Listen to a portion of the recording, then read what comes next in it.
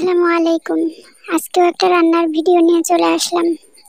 চলো রান্নাটা করেই ফেলি। এখানে আমি সব ধরনের মশলা নিয়ে নিয়েছি। এগুলো আমি পাটায় বেটে নেব। পাটায় মশলা বেটে রান্না করলে তার স্বাদটা একটু বেশিই হয়। মশলাগুলো আমি বেটে নিয়েছি অফ ক্যামেরায়। এবার মশলাগুলো আমি তুলে নেব। এই বাটা মশলার রান্না সত্যি এর কোনো তুলনা হয় না। আমি হাঁসের মাংস নিয়ে নিয়েছি। প্রথমে আমি কড়াইয়ে তেল গরম করে নেব। ফোড়নে দিয়ে দেব শুধুমাত্র একটা তেজপাতা। যেহেতু আমি গরম মশলাগুলো বেটেই দিয়েছি। দিয়ে দিচ্ছি পেঁয়াজ কুচি। পেঁয়াজ কুচিটা একটু ভেজে নেব আমি। পেঁয়াজ কুচিটা যেন তাড়াতাড়ি সেদ্ধ হয়ে যায় এজন্য দিয়ে দেব লবণ। এই পর্যায়ে লবণটা দিলে পেঁয়াজটা তাড়াতাড়ি সেদ্ধ হয়ে যায়। আমি আর একটু নেড়ে চেড়ে ভেজে নিয়েছি। দিয়ে দিচ্ছি সেই বাটা মশলাটা। এই মশলার মধ্যে সব রকমের মশলা আছে, আমি একসাথে বেটে নিয়েছি সময় বাঁচানোর জন্য। এবারে মশলাটা একটু ভেজে নেব। মশলাটা ভেজে নিয়েছি। এবার দিয়ে দিচ্ছি বাটা মরিচ। বাটা মরিচের রান্না সত্যি খুবই মজার হয়। বাটা মরিচ দিয়ে আমি আরও কিছুক্ষণ ভেজে নিয়েছি। এবার একটু গুঁড়া মশলা দেওয়ার জন্য দিয়ে দিচ্ছি পানি। পানিটা দিয়ে আমি এখানে শুধুমাত্র একটু হলুদ গুঁড়া দেব। যেহেতু আমি মরিচ বেটেই দিয়েছি, জিরাটা বেটে দিয়েছি। এবার হলুদ গুঁড়া দিয়ে আমি খুব সুন্দরভাবে মশলাটা কষিয়ে নেব। দেখুন আমি মশলাটা ভালোভাবে কষে নিয়েছি। আরও একটু পানি দিয়ে নিলাম। যেহেতু তেলটা উপরে ভেসে উঠেছিল, আমি পানি দিয়ে এবার দিয়ে দেব হাঁসের মাংসটা। দিয়ে দেবো 1 চামচ মতো পেঁপে বাটা। হাঁসের মাংস অনেক সময় তাড়াতাড়ি সেদ্ধ হতে চায় না, এই পেঁপে বাটা দিলে খুব তাড়াতাড়ি সেদ্ধ হয়ে যায়।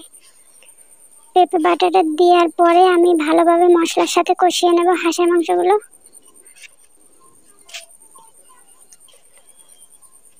আমি খুব ভালোভাবে কষে নিচ্ছি। দেখুন একটা ঢাকনা দিয়ে,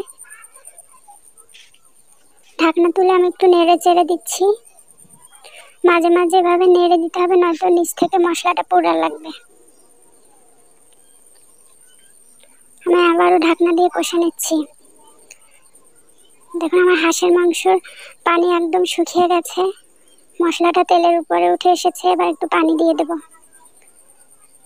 আমার বাসায় আবার আলু না হলেই নয়, দিয়ে দেবো কেটে রাখা আলু। এবং হাঁসের মাংসে আমার আলু খুব ভালো লাগে। এবারে আলুটা মাংসের সাথে ঢাকনা দিয়ে ভালোভাবে কষে নেব। দেখুন আমি আরও কিছু সময় কষিয়ে নিয়েছি। খুব সুন্দর একটা ঘ্রাণ ছড়াচ্ছে, যেহেতু বাটা মশলা রান্না হচ্ছে। আমি নেড়ে চেড়ে ভালোভাবে আলুর সাথে বা মাংসগুলো কষিয়ে নিয়েছি। এবার ঝোলে পানি দিয়ে দেব। ভালোভাবে মিশিয়ে নিয়ে আমি একটা ঢাকনা দিয়ে দেব। যতক্ষণ পর্যন্ত সবকিছু ভালোভাবে সেদ্ধ না হয় ততক্ষণ রান্না করে নেব। দিয়ে দিচ্ছি আমি 3-4টা কাঁচামরিচ, গরম মশলার গুঁড়া। এবার নেড়ে চেড়ে মিশিয়ে নিয়ে ঢাকনা দিয়ে আরও কিছুক্ষণ ফুটিয়ে নেব।